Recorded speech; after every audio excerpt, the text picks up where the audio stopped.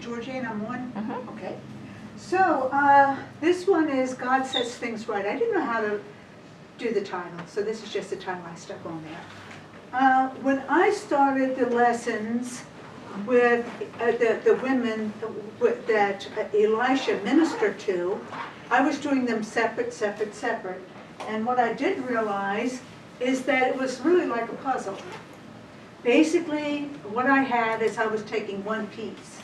And I didn't realize all this fits together. This isn't one piece. This is a stories that connect to each other. And then, as I realized too, that the stories were going in threes. And then 3 means something too. 3 means complete, wholeness, harmony, but God's showing us a complete picture of something. And then when I did the first one, seems like we've been on Elisha for a long time, there was the 3 women, and then the 3 sons of the prophets. It was a picture of the church, okay? Sons of the prophets was our assembly as a group. The women, that and child, that was individuals. So who is the most vulnerable in society? Women, children. Who's the most vulnerable in this world? Women, children. What does the God show us? He's showing us as Christians, the most vulnerable are Christians in a world that's evil. And so here we have the perfect harmony. It shows the church, 3, and then you have down here the odd one, and that's Gazai, who was the Elisha's servant, who basically was the Judas of the group. Okay? So yes, that's where you always have one that comes in the church. That is the Judas. So now how do we live as Christians? Well, this is, at this time, it's the very worst time to live. Okay? If you were to have a time that you were trying to live for God, this would be the worst place, the worst group, everything. And so it was pretty much doing good to people that, I don't want to say don't deserve it, but they don't even deserve a crumb of it. My point of view, this is my point of view when we did this last time, is I wouldn't have done nothing for none of them. I mean, they all deserve to drop off the cliff. But then God shows us his viewpoint. And it really wasn't for their sake. It was for somebody totally unrelated to them.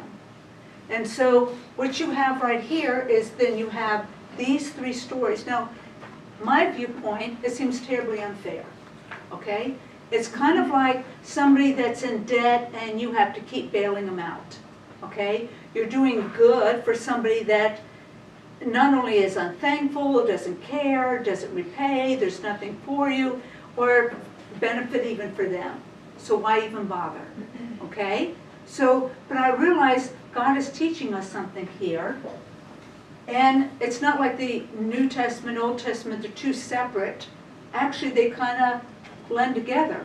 Because when you have Galatians, these 3 verses, be not deceived, God is not mocked, for whatsoever man soweth, that shall he also reap. In other words, the deception is the self-deception. When somebody thinks, I can do whatever I want, nothing's going to happen to me, I'm going to get by with this. Basically what they're doing is laughing at God, mocking God, that he's not going to do anything about it. Because God says whatever you have sowed, he compares it to seed, it's coming up. So yeah, people do get theirs. But right next to it, so you have reaping and sowing, and next to it is doing good. I think that goes together, like with these stories with Elisha. You do good, and then do they just get off the hook and nothing happens to them? No, the 2 really go together. It says, let us not be weary in well-doing, for in due season we shall reap if we faint not. Now this is the key to that. As we have therefore opportunity, let us do good unto all men, especially to them who are the household of faith. So, did Elisha do good because he liked the king, wanted to help the king, wanted to be a testimony to the king? None. He did good. He saved his life 3 times, only because God told him to. So opportunity, it's a set of circumstances that makes it possible to do something. God doesn't want you to do everything.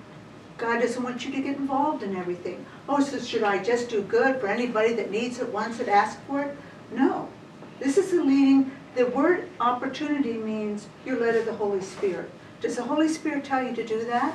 Did the Holy Spirit tell you to help them? Did the Holy Spirit give you this opportunity to do this? Okay? That doesn't mean it's just everybody, anybody get involved in stuff that God doesn't want you to get involved in. It's how he leads you. And for Elisha, he called Jeroboam, the king, who was the son of Ahab and Jezebel, the son of a murderer. If you're the son of a murderer, then that means you're just like your pa. You're a murderer as well. So it's not that he was this great guy. He saved his life 3 times because God told him to. You see what I mean?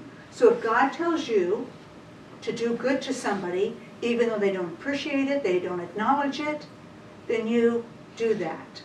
And does that mean that person gets off the hook? Not at all. Does that mean they get, so they don't have to pay for what they did? Not at all.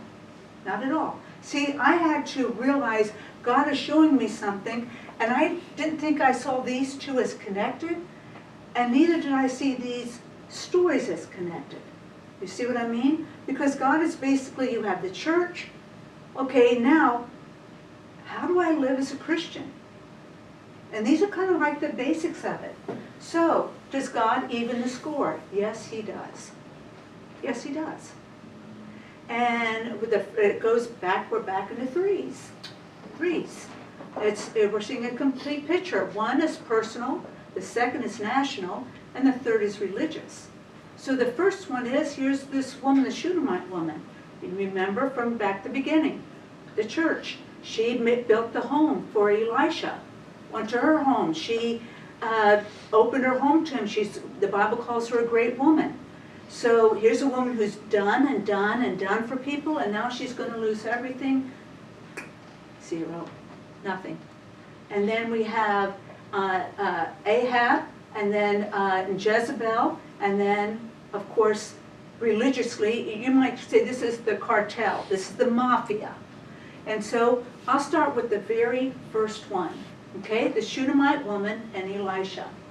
So remember, she had saw him walking by and invited him into her home, and then told her husband, I think we ought to build a room for him. Not a room, it would be a suite on top of theirs, which is basically what you would have done for your oldest son, but she has no son, and her husband's old. So, in turn, he gives her the promise that she's going to have a child. She has a little boy.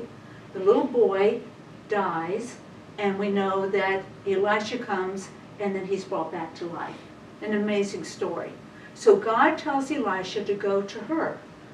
So he goes to her, and now this little boy is now probably a teenager now, a young man, and thus spake Elisha unto the woman, whose son he had restored to life, saying, Arise and go, thou and thine household, and sojourn wheresoever thou canst sojourn.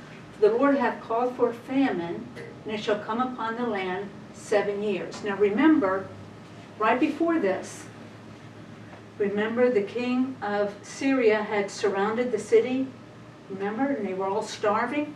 They were cannibalism, they were eating the babies. That shows you how bad it was. So they get out, the whole camp is empty, there's plenty of food, there's everything. But now what's coming up, this is Israel up here, Judah here. There's going to be a famine that's going to last for 7 years. Now, all these countries around them are their enemies. The Philistines, Assyria, you have basically the Ammonites, the Moabites, the Edomites. And so I would think, the safest place I might want to go would be Judah.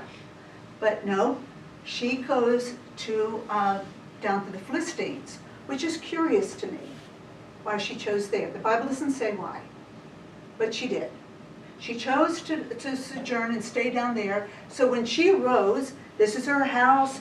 She has not only her and her son, but she has servants. She has those that work for her. So her household, that means everybody. And the woman arose and did after the saying of the man of God. And she went with her household, that means everybody, and sojourned in the land of the Philistines 7 years. So this is where she lives for 7 years. After the 7 years, she comes back. And when she comes back, what she finds, oops, I meant to go back right here to show this dot. See this dot up here? This is Damascus. At the end of 7 years, Elisha's not in Israel.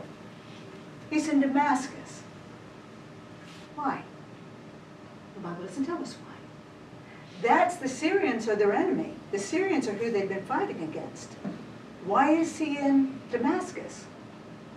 Doesn't make sense, but that's where he is. And so maybe Naaman the leper, you remember, that was healed, maybe he asked him to come. I don't know, maybe there's a church, maybe there's some believers there. But he's all the way here, so when she returns, Elisha's nowhere around. I mean, he's quite a distance from there. So when she comes back to her home, squatters.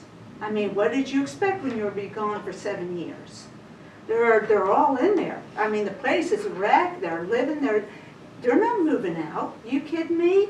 They're squatting. They're staying. And it came to pass at the 7 years' end that the woman returned to the out of the land of the Philistines, and she went forth to cry unto the king for her house and for her land. Now, the other thing is too that you don't get to see the king any more than I would get to see the president, because I had a land dispute. The chances of that happening are 0. So where she would have to go to, she would have to go to the elders of the city. They probably said, too bad, too sad, it's been 7 years.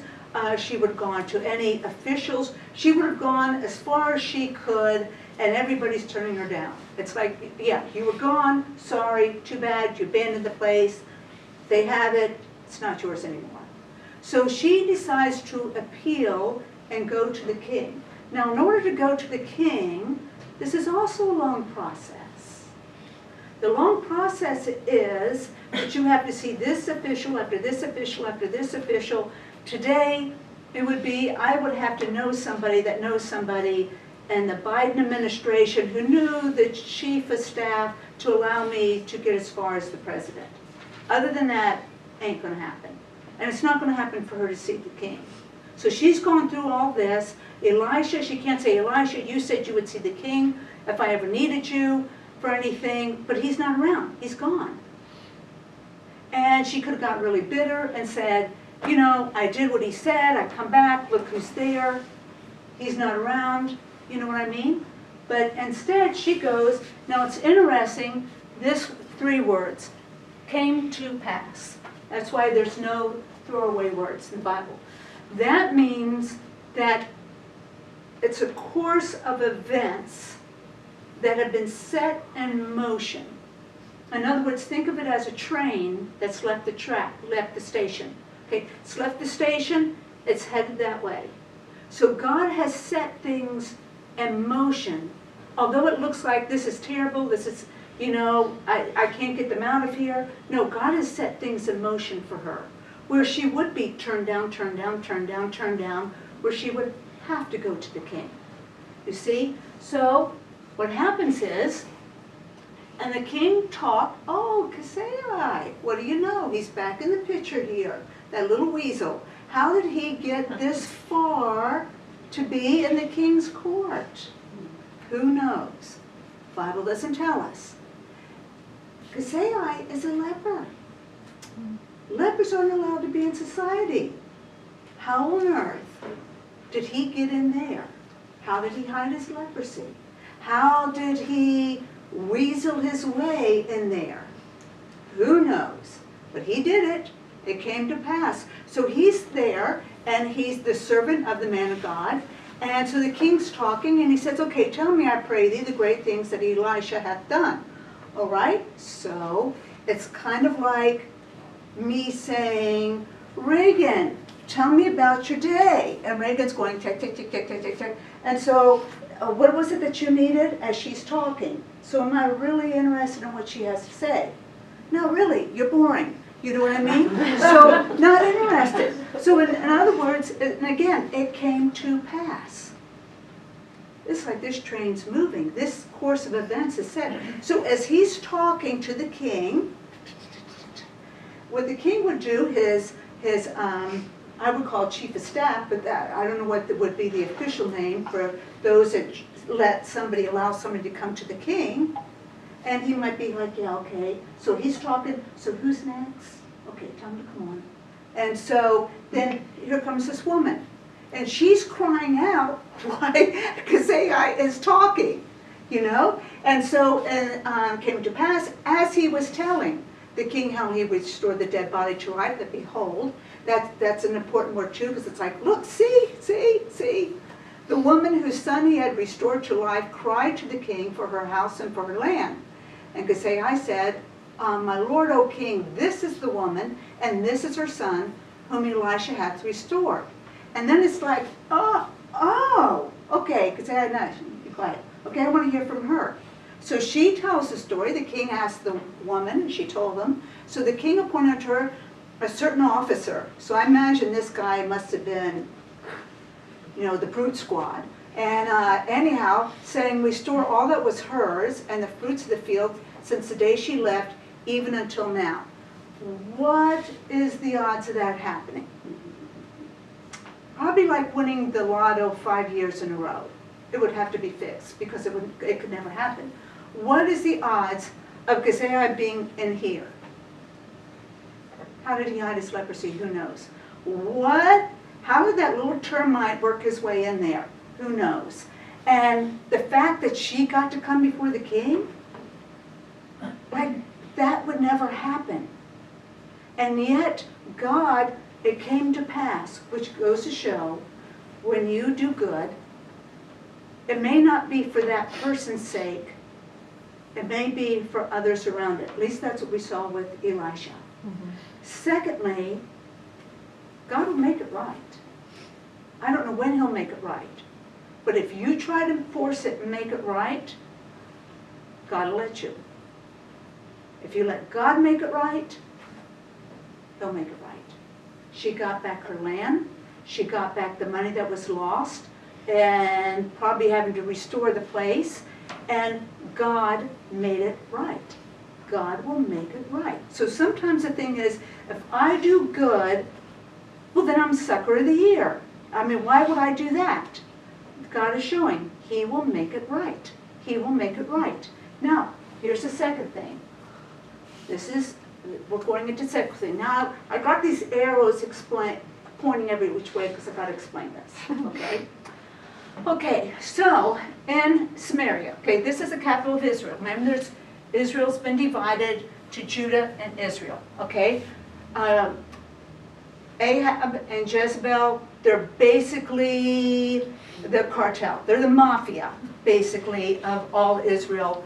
Jezebel she has this fetish where she absolutely loves to see people tortured, murdered. I mean, she is evil, very evil. Anyhow, so her son, one son was killed, and then that's the brother, the other son, is reigning. Now, the thing about it is when they died, when they killed the prophets, and when they killed Naboth, Elijah said, Elijah said, God's judgment is on you is for this. And there won't be anybody left to sit on the throne. Your whole family will be wiped out. I really don't see that happening. Seriously? The guy has a huge harem. We think it's like one man, one wife. No, no king has one man, one wife. They have a harem. And he has a rather large harem. And he has 70 sons. So basically, you can just start knocking one off the other like dominoes, and there's more behind them. So this is a dynasty that's pretty well set. Like to say that there's going to be nobody to sit on the throne, don't think so. There's to say that the family's going to be wiped out, no, there's plenty more behind this one. Now, the thing about it is that in Judah, which was good and served God, their family married into theirs. So they became just as corrupt as Ahab and Jezebel. So he had died, and this is the king now, this, Hazael.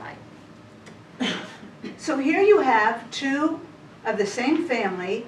I mean, you want to say the whole thing has gone to pot? I mean, to Hades in a hell basket, or a basket in a hell, whatever it is they call it. It's gone. It's Hades gone. in a handbasket? Handbasket. Laundry basket. Basket. Anyhow, if there's any hope, this was the only good countries in the Middle East, and they've basically gone into deep paganism, and you might say the mafia basically reigns over all of it.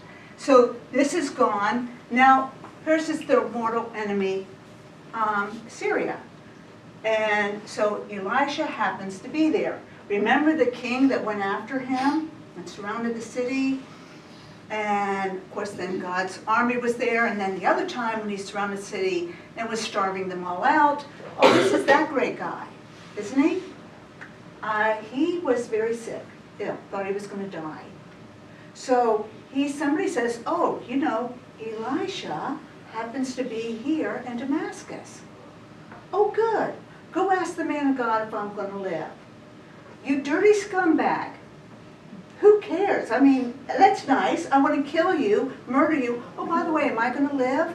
You know, will God tell you that? So he sends here, how would y'all pronounce his name? Hazael. How? Hazael. Hazael? Okay, I'll take it. Hazael. So Hazael sends Hazael, his servant, to Elisha, and he comes to him with such gratitude and says, you know, my father, your servant, Benhadad, wants to know if he's going to live. And he said, yeah, he's going to live, but he'll die afterwards. And then he's trying to keep his face straight, and he starts crying. And he said, what's the matter? He said, I know that you'll be the next king, and I know exactly what you'll do to the children of Israel. The women that are pregnant, you'll rip them up, you'll kill the babies, you'll murder them. I know exactly the horrible things you'll do to my people. And he was like, what? Am I an animal that I would do this? Yeah. In fact, he was probably more evil than him. So he goes back, he says, oh, he says you're going to live. By the way, didn't he say I was going to be the next king? So then he murders them. And he becomes the next king. So it happens, now we got the setting here, okay? So they're in battle, and these two decide to join forces together, and they're fighting against him, and Jerome is wounded.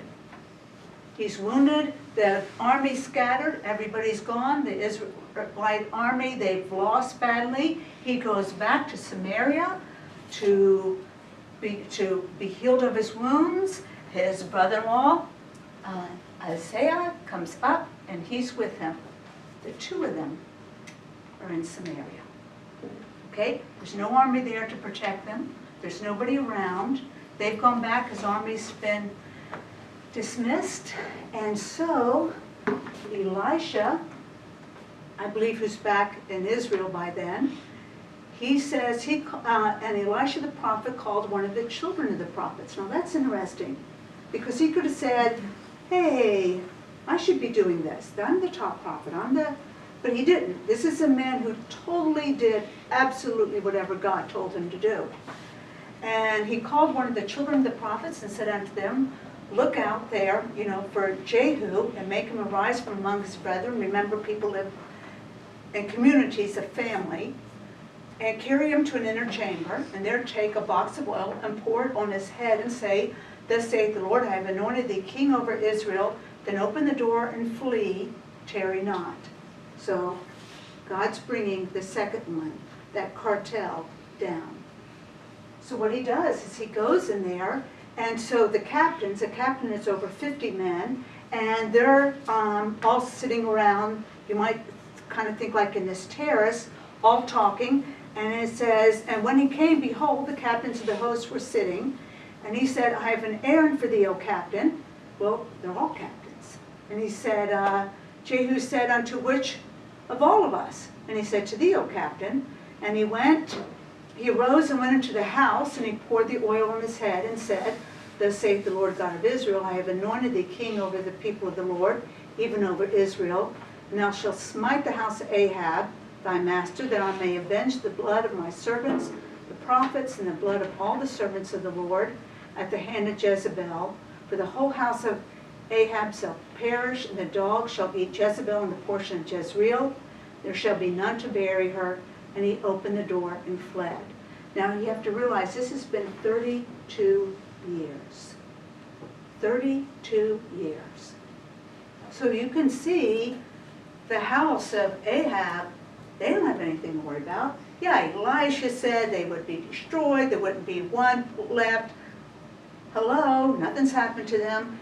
That's the deception of everyone that thinks they get by with sin. Nothing's happened. Nothing's happened to me. I missed the bullet. That's why God says, be not deceived. This has been 32 years. So he comes out, and as the other captains there, they said, what's with the loony that came, this mad fellow? He said, you know who he was, and you know what he wanted. They said, no, actually we don't. We don't know who it is. We don't know what he wanted.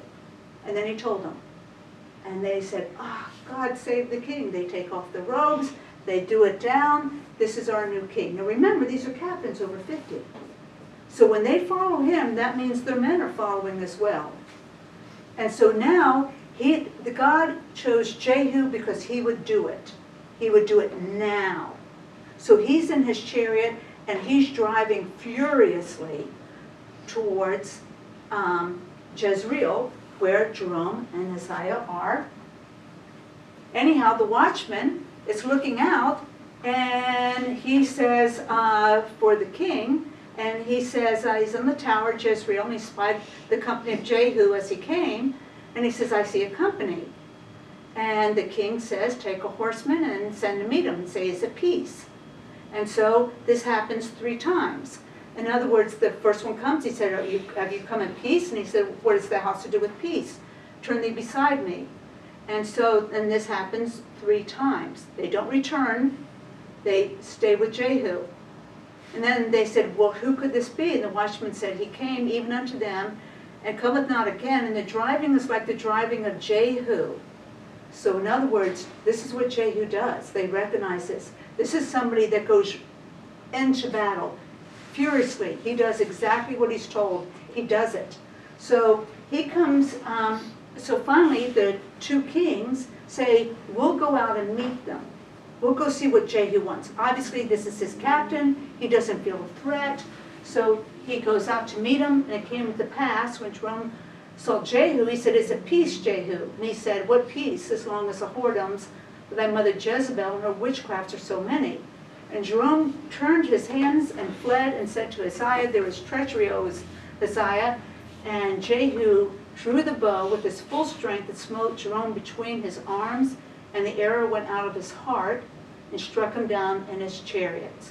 Now he says here to his captain, take up and cast him in the portion of the field of Naboth the Jezreelite. For remember, and that's interesting, for remember, this happened over 20 years ago. For remember, how that when I and thou rode together after Ahab his father, the Lord laid this burden upon him. Surely I have seen yesterday the blood of Naboth and the blood of his sons, saith the Lord, and I requite thee.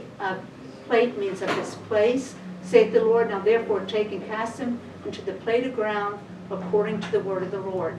So Jehu heard it. He remembers Elisha saying that to him. And this, see, God, he makes it right, but he doesn't make it right on our timetable. He makes it right on his timetable. This was the perfect setting. You have to realize their army's not there. Both of them are there at the same time. He comes separately. Now, the second thing is, that's number 2. This is the cartel, the king. 1, 2. But now you have the one who brought all this evil in there, which is Jezebel. And when Jehu was come to Jezreel, Jezebel heard of it, and she painted her face and tied her head and looked out the window. Now, this is a woman, she didn't do this to dress up. We always think of getting on makeup, fixing your hair, you're going to go someplace, or you're going to meet somebody. This is somebody who got ready for death. So it's a defiance in the face of death. Yeah, I will die today, but I will die a queen. And that's why the makeup and the hair, and they will lay her out, and she will have a big tomb, and they all the worshipers of Baal, they'll worship her as well, and so forth. It's an absolute defiance. And Jehu entered at the gate. As Jehu entered in at the gate, she said, "Had Zimri peace who slew his master?" And he lifted up his face to the window and said, "Who is on my side?" Who? And they looked them out, 2 or 3 eunuchs. Now that's always been interesting to me. 2 or 3. Remember, 3 is complete. Wouldn't you just say 3 to begin with? But it's interesting that the Bible words it that way. A eunuch is a man that worked amongst the women. And now remember, there's a very big harem. Men were castrated. And dismembered in some way. Maybe an ear, an eye, a hand.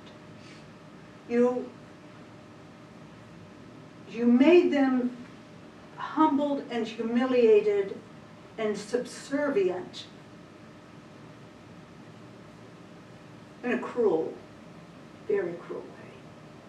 So when you say to them, "Who is on my side?" don't you think they most happily threw her over? And he said, "Throw her down." And so they threw her down, and some of her blood was sprinkled on the wall and on the horses, and he trod her underfoot. Now that's interesting, because that's one of the tortures they did. She did, with absolute delight, was to either be quartered by horses, where horses are tied and they just pull you apart, or they stomp you. This is a woman who had a fetish and a delight in torturing the prophets of the Lord. She was evil. So then you know what he does afterwards? Lunch. Lunch is on me. They all had. We're going to go have lunch. So when he was coming, he did eat and drink and said, "Go see now this cursed woman and bury her, for she's a king's daughter." And they went to bury her, but found no more than her skull and her feet and the palms of her hands. Dogs didn't even want that. And therefore they came again and told him, and he said, "This is the word of the Lord." Each time he quotes, God has made it even. There's justice done. "This is the word of the Lord, which he spake by his servant Elijah the Tishbite, saying, And the portion of Jezreel shall the dogs eat the flesh of Jezebel, and the carcass of Jezebel shall be dung upon the face of the field, and the portion of Jezreel, so they shall not say, This is Jezebel." So in other words, the sewage. So take the skull, the hands, and the feet, it's in the sewage. There's no grave marker, there's no place where they're going to go and lay flowers and say, "Oh, Jezebel." Nope, it's like she disappeared. How you honored somebody in Bible times was their graves. And when there was no grave, that was total dishonor. And so now, to complete the picture, remember he has 70 sons. So you got rid of one, you got 70 more that are going to take up the banner. So what he does is these 70 sons were raised by elders, and they're raised by the older men, the city, tutors. So he sends them all a letter. And Ahab had 70 sons in Samaria, and Jehu wrote letters and sent to Samaria and to the rulers of Jezreel, to the elders, and to them that brought them up. And he said, "Look out, even the best and meanest of your master's sons, set him on his father's throne, and fight for your master's house." So I killed the master, you got 70 sons, so you get the best one, and you all come out and fight for him. Oh, like, wait, hold a second. So 2 kings didn't stand before him. We don't really like these kids too much. No, don't think we want to fight for them. And he says, okay, so I'm going to tell you what you do. I want their heads in a basket. You send me each of their heads in a basket. And it came to pass, when the letter came to them, they took the king's sons and slew 70 persons, put their heads in baskets, and sent them to Jezreel. And he said, lay them in 2 heaps at the entering of the gate until the morning. So in other words, anybody, this is the only way in, the only way out. So guess what you get to look at on your way going to do your shopping, you know? And so it's pretty much, so what he does now, and so instead of like, oh, it's been a takeover, it's been a coup, he goes out, he calls all the people, and he says, it came to pass. Once again, this was a course of events that God set in order. And it was clicking, coming down just like dominoes. When it came to pass in the morning that he went out and stood and said to the people, he'd be righteous. In other words, yeah, you guys haven't done anything. I'm the one who killed my master. These heads, where'd they come from? Who slew all these? Yeah. Those that brought them up got rid of them. So this is a conspiracy. This is a people that got rid of this cartel. And so, and then once again, he quotes, know now that there shall fall unto the earth nothing of the word of the Lord which the Lord spake concerning the house of Ahab. For God hath done which he spake by his servant Elijah. So in other words, if God said he's going to do it, it's going to do it. So did they get by with something? Mm-hmm. Just, think about that. I've known people that have been tormented by the way they were treated or cheated or done. And 20 years have gone by and it looks like that person's living in zippity-doo-dah. No. Nobody gets by with anything. They just don't. And he keeps quoting that. Yeah, it's been 32 years. Yeah, they didn't get by with anything. So Jehu slew all that remained of the house of Ahab in Jezreel, and all his great men, and his kinfolks, and his priests, until he left none remaining. Now here's the last piece of the puzzle. He says, okay, I'm going to get all the people together, and he says, Ahab served Baal a little, but I will serve him much. So you get me all the prophets of Baal. Remember, this is basically, this is the spiritual mafia. I mean, you have a baby, they have a right to take it and offer it to Baal, because that's Baal worship. The babies were burned alive. Now therefore call unto me the prophets of Baal and all of his servants, his priests, let none be wanting. Like nobody can say, I'm sorry, can't come, not a good day. For I have a great sacrifice to do to Baal.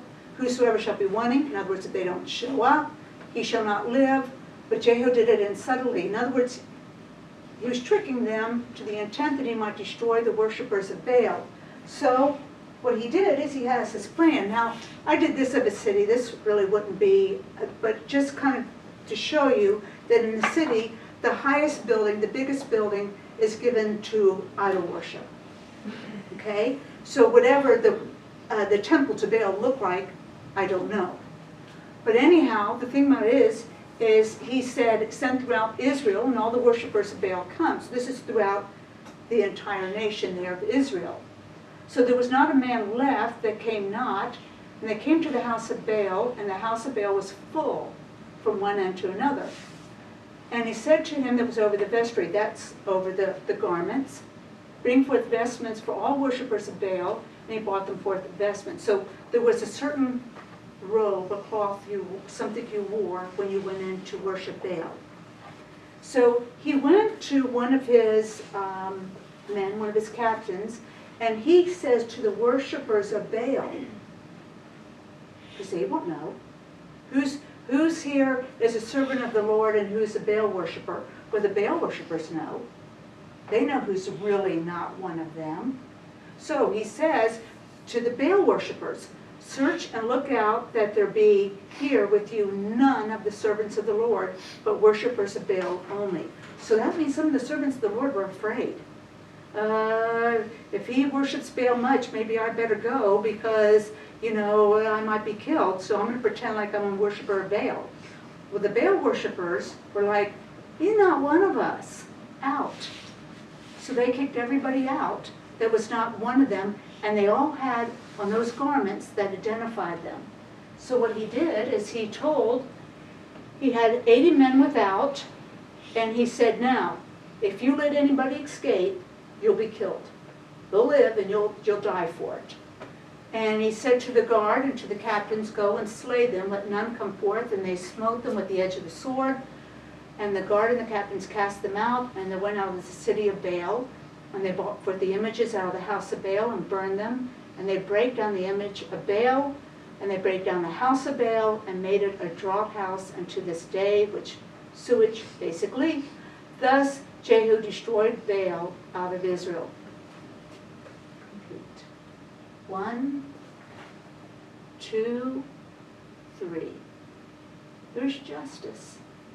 Yes, justice comes. So the feeling of, if I do good, if God tells me to do something, this person doesn't deserve it, this person is not thankful for it, why am I even doing this? If God has told you to do it, do it. It may not be for their sake, it may be for somebody else's. Also, you're letting them off the hook, so they get by with it, so they land on their feet and nothing happens to them. No, there's justice. There's justice. It may not come today, may not come tomorrow, but it comes. It comes. Now, the most important part is the next lesson. Because I would think, done is done, home, let's go home, done, over, finished, done is done, we can go back to our lives. You know what I mean? You know what the police say? Okay, everybody move on, back to your lives. No, that's not the end. Think about this in our history. World War II. It lasted for 6 years. When the war was over, our Allied occupation, which is us, we were in Germany for 10 years. It takes longer afterwards. You know, God may deal with this person, it may be done, they may,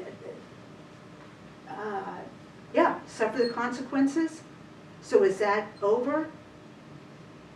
No, what do I do after? What do I do after that? What is my attitude that? What afterwards? Even in Japan and Italy, we were there for 6 years. That's as long as the war was. Do you know after God deals with somebody, we have responsibilities, we have things that we're supposed to do? It's not bloating and going home. There's still another chapter to how we're to live. You know what I mean? How we're to act. God works this story, and I didn't even realize it until I began working on it. It goes in threes. It goes in threes. It says, tells us to do good. That means God has led us, whatever it is, to do. It doesn't mean we get involved in everything. It doesn't even mean there's a motive for it. Well, if I do this, maybe they'll like me. Or if I don't do this, maybe they'll hate me. I don't know. None of that. It's just only if God told us to do something. And then, do they get by with it? Nope. No. Never gets by with it. God always makes it even. And now the third one, which is the hardest. Now what? Now how do I live? That's the hard one. That's the hard one. I have seen where somebody, I'm just thinking an example right off the top of my head, where they owed somebody a great deal of money. And the person that they owed it to has had such bitterness for years and years and years. Now this person that owed the money, they've gone into bankruptcy, they've had all sorts of stuff happen. Yeah, did they get theirs? Yeah, they did. But what about this other person? Now, how are they to live? They're living in bitterness and anger. You know what I mean? So, what's the next step? Yeah, they'll get theirs, but what about us? You know? Now how do we live? So that to me is almost as important as the first two. This lesson has been an eye-opener for me. And if I could live it, I could teach it with more passion. But I'm just now beginning to start maybe to understand it. It's really helping me, I'm telling you. It's been so convicting. It's been really, I mean, I don't mind giving the medicine, but I sure don't want to swallow it myself. Yeah, it's been tough because the Lord has definitely revealed to me, like, this isn't for everybody else. I think this is for you. And I've really needed this. It's really helped me. So anyhow, so that's our lesson.